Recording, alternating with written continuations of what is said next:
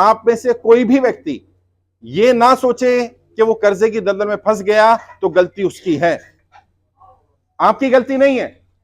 मैं जहां भी लोगों से मिल रहा हूं उन्हें बताने की कोशिश कर रहा हूं, अपने आप को दोषी मत ठहराओ, अपने आप को दोष मत दो। आप कर्जे की दलदल में फंसे, इसमें आपकी गलती नहीं है, इसके लिए सरकार की गलत नीतियां जिम्मेदार हैं। नोटबंदी आपने नहीं करी, लॉकडाउन आपने नहीं लगाया, जीएसटी आपने लेकर के आए। जब कोई काम आपने नहीं किया तो उसकी सजा आपको नहीं मिलनी चाहिए, आपके परिवार को नहीं मिलनी चाहिए। और जो व्यक्ति भी ये कह रहा है कि आप कर्जे की दलदल में फंसे आपकी गलती के कारण, उसे बताइए वो झूठ बोल रहा है, आपकी गलती नहीं है। अगर एक व्यक्ति की गलती होती तो समझ में आता है। जो लाखों लोग जुड़े, आप में से कुछ लोग रामलीला मैदान गए होंगे दिल्ली में, आपने देखा था कितने लोग थे वहां पर, कितनी संख्या थी वहां पर, कितनी कितनी हाँ 2.5-3 लाख लोग थे वहां पर साहब। ये 2.5-3 लाख लोग झूठ नहीं बोल रहे हैं, और वो संख्या 1% में नहीं है उन लोगों की जो परेशान है। जैसा हरप्रीत जी ने कहा, पंजाब में 50-60 हजार ज्यादा लोग जुड़े हुए हैं, पूरे देश में 9 लाख से ज्यादा परिवार जुड़े हैं। और ये 9 लाख कौन है? ये व्यापारी परिवार है। एक व्यापारी परिवार 100 परिवारों से अटैच रहता है। तो ये ना समझे सरकार या प्रशासन कि हम कम है, हमारी संख्या कम है। 9 लाख अपने आप में बड़ी संख्या है, लेकिन ये 100 परिवारों से जुड़ा हुआ है, यानी ये 9 करोड़ परिवार है हमारे साथ। हम किसी के खिलाफ नहीं है, किसी पार्टी किसी नेता के खिलाफ नहीं है। हमारी तो एक मांग है। हमारी मांग क्या है? हमारी मांग है जब बड़े बड़े उद्योगपतियों को राहत दी जा सकती है, उनका कर्जा माफ किया जा सकता है, राइट ऑफ किया जा सकता है, अंडर राइट किया जा सकता है, उनको हेयर कट दिया जा सकता है, तो आम जनता को क्यों नहीं? अभी आपने सुना होगा, जी न्यूज के मालिक हैं सुभाष चंद्रा जी। आपने सुना उनका 5,000 करोड़ रुपए का लोन तो एक ही बैंक ने, एक्सिस बैंक ने माफ कर दिया, और उसको नाम दिया हेयर कट का। और पता टोटल लोन कितना था उनके ऊपर? 48,000 करोड़ का लोन था, और उसमें से 37,000 करोड़ रुपए माफ कर दिया गया। केवल 11,000 करोड़ रुपए देने हैं।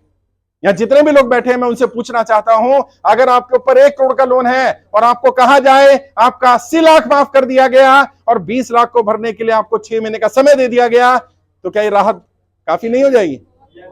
यही तो चाह रहे हैं हम। और ऐसा तो नहीं है सुभाष चंद्रा जी को बिना नियम के दे दिया गया होगा, कोई नियम कानून होगा ना। जिस नियम कानून से उनको लाभ दिया गया है, उसी नियम कानून से हमें भी लाभ दे दो भाई, हमसे क्या दुश्मनी है? सुभाष चंद्रा जी भारतीय जनता पार्टी के सांसद हैं, उनका जी न्यूज भारतीय जनता पार्टी का प्रचार प्रसार करता रहता है, तो यहां भी बहुत सारे लोग भारतीय जनता पार्टी के समर्थक हैं। और मैं तो कहता हूं, नरेंद्र मोदी जी जनता का कर्जा माफ करें, हम सब लोग नरेंद्र मोदी जी का साथ दे देंगे, लेकिन अगर कर्जा माफ नहीं करेंगे तो हम साथ नहीं देंगे। ये बात कान खोल के सुन ले वो लोग। अब ये नहीं चलेगा कि आप मूर्ख बनाते रहेंगे, वो लड़ाएंगे तुम्हें, धर्म के नाम पर लड़ाएंगे, जाति के नाम पर लड़ाएंगे। तुम अड़े रहना, तुम्हारी एक ही जाति है, हम कर्जे वाले हैं, हमारी एक ही जाति है, हमारा एक ही धर्म है। कौन सा धर्म है? हम कर्जे वाले, हमारा एक ही धर्म है, और कोई धर्म नहीं हमारा। हाँ, हमारा एक ही धर्म है भैया। कोई पूछे कौन सी पार्टी? कर्जा वाले भैया हम तो, हमारी कोई पार्टी नहीं है। जो पार्टी जनता का कर्जा माफ करेगी हम उसका साथ देंगे, और जो कर्जा माफ नहीं करेगी हम उसका साथ नहीं देंगे। और ये मैसेज स्ट्रांगली जाना चाहिए। और तुम्हारी लड़ाई लड़ने के लिए यहां तो आ ही रहा हूं, सरकार के पास भी डाटा भेज रहा हूं, प्रधानमंत्री कार्यालय में लगातार आपकी फाइल जा रही है, और अब इस लड़ाई को अगले लेवल पर लेकर के जा रहा हूं। सुप्रीम कोर्ट जा रहे हैं हम, जनता की लड़ाई को लेकर के सुप्रीम कोर्ट में पीआईएल लगाई जाएगी। सुप्रीम कोर्ट सुनेगा, सरकार नहीं सुनेगी तो कोर्ट सुनेगा, कोर्ट संज्ञान लेगा। और आप सबसे, आपको आने की जरूरत नहीं सुप्रीम कोर्ट, सिर्फ अपना एक लेटर भेज दो। मैंने एड्रेस दिया हुआ है, मेरा एड्रेस है मालवीय नगर का, मेरा ऑफिस है एच ब्लॉक मालवीय नगर में।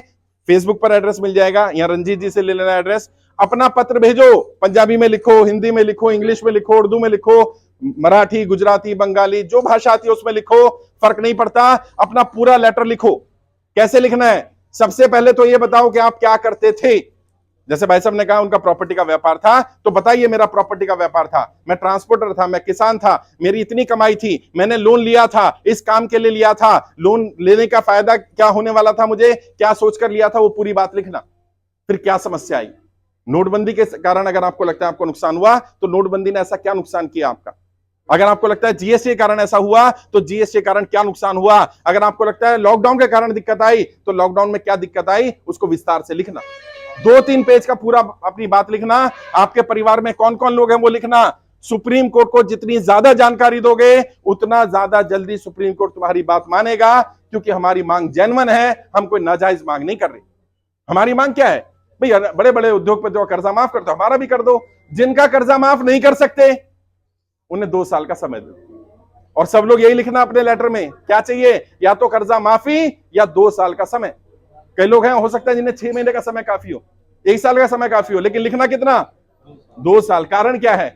केवल अपने लिए लड़ाई नहीं लड़नी है, सबके लिए लड़ाई लड़नी है। मेरे ऊपर कर्जा नहीं है, हरमन जी पर कर्जा नहीं है, हरप्रीत जी पर कर्जा नहीं है, राजीव जी पर कर्जा नहीं है, रंजीत जी पर कर्जा नहीं है। हम आपकी लड़ाई लड़ रहे हैं।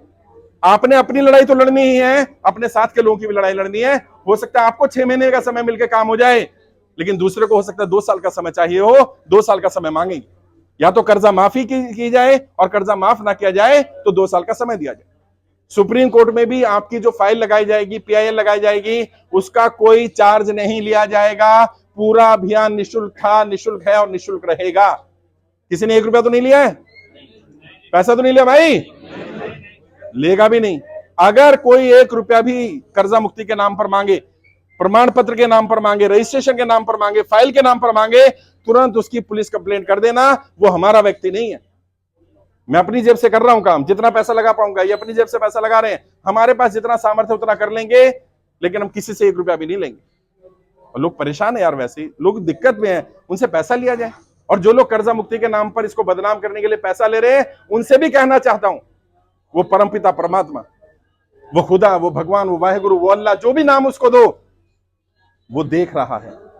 अगर तुम किसी के साथ अन्याय अत्याचार करोगे, किसी परेशान व्यक्ति की परेशानी को बढ़ाओगे, तो वो तुम्हें कभी माफ नहीं करेगा।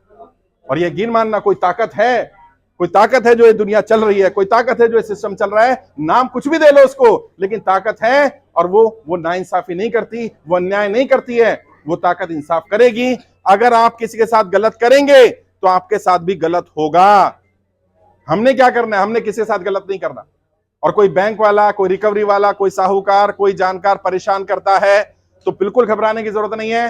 अब आपके पास कर्जा मुक्ति का प्रमाण पत्र आ गया है। जिनका फाइल एक्सेप्ट हो गई होगी, जिनका फॉर्म जमा हो गया होगा, उनको प्रमाण पत्र मिल जाएगा। जिनका फाइल एक्सेप्ट ना हुई हो, फॉर्म रिजेक्ट हो गया हो, तो भी मत घबराना, अगले महीने आकर यहीं से फिर ले लेना, क्योंकि हर महीने यहां पर मिलेंगे प्रमाण पत्र। तो घबराना नहीं किसी को भी।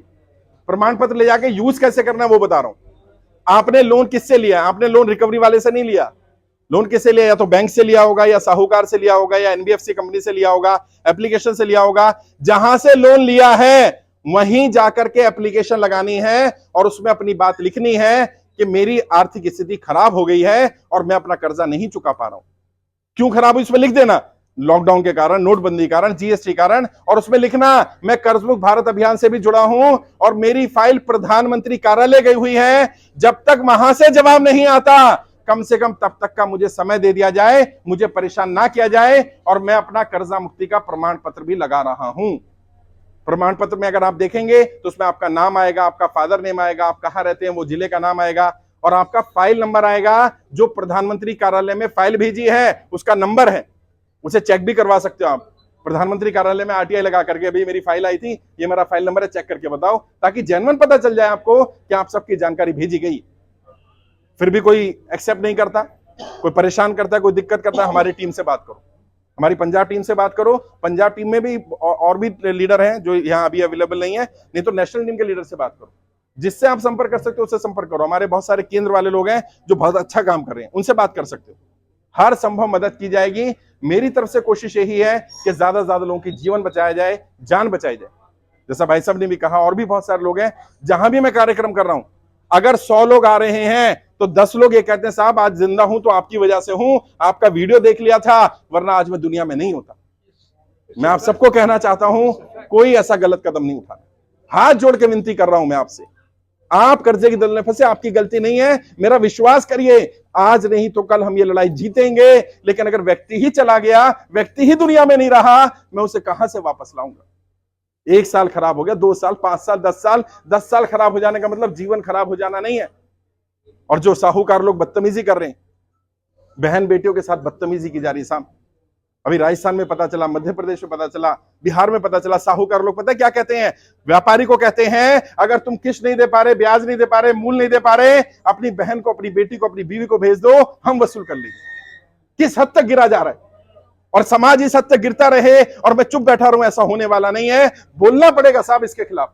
और चाहे आप किसी पार्टी के समर्थक हैं, आप किसी नेता को वोट देते रहिएगा, लेकिन हमारी बहन बेटियों की इज्जत को बचा लीजिए। ये ऐसा समय है, हमें संगठित होने की जरूरत है। ये साहूकार लोग बर्बाद कर देंगे, ये बैंक वाले लोग बर्बाद कर देंगे। परिवार के परिवार बर्बाद हो रहे हैं, तबाह हो रहे हैं इस कर्जे के कारण। और जैसा राजीव जी ने कहा, ऐसा नहीं कर्जा पहले नहीं था या आगे नहीं होगा। लोग कर्जा लेते हैं, चुका देते हैं। समस्या क्या है? कमाई का साधन नहीं है। और जितने लोग भी बैठे हैं, कई बैंक के लोग मुझे क्या कहते हैं पता है? कहते हैं आप तो डिफॉल्टरों के साथ हो, आप तो बेईमानों के साथ हो। मैं आपसे पूछना चाहता हूं, क्या आप लोन नहीं चुकाना चाहते? देना चाहते हैं ना? पैसा नहीं है। अच्छा, कोई ऐसा बैठा है जो कहेगा पैसा है और नहीं देना चाहता? एक भी नहीं मिलेगा साहब। पैसा होगा ना